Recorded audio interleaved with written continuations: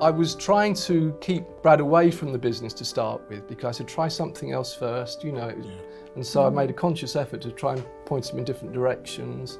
But you persevered, didn't you? And ground him down, ground me down. And I knew he'd be good at it, but I just wanted him to try other things as well. Yeah. And so it's, I think on that actually, I think there's a point which hopefully is accepted out there around the ability to come in and take on a practice and buying into practices and that development there. I'd had a business outside of St James's Place.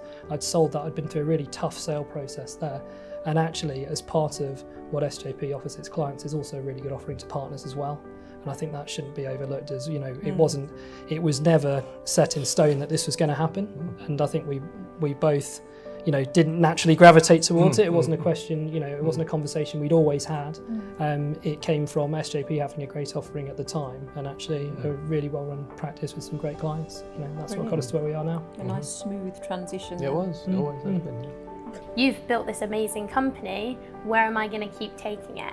And I think just on the same trajectory, just keep growing. Mum's made it very clear that I have to be chartered. So that's kind of moving towards my next goal.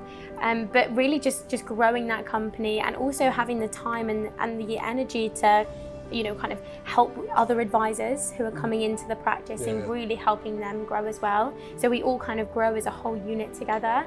It was my oldest client, who's 85, said to me, I hope you don't mind me saying this, but what if something happens to you and I'm still alive?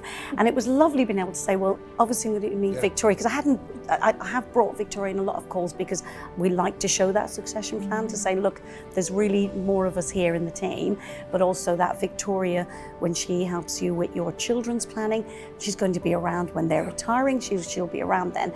But actually I didn't think I'd need, you know, an 85-year-old, that it would give them quite nice, you know, saying actually there's somebody else in the business as well as myself. When one of our clients called and he was like, he was talking to me and he said, and is your, what's his name again? I was like, David. Yeah. He's like, is he coming to the meeting? I was like, no, he's not this time. He's like, oh, right, okay. How crushing was that?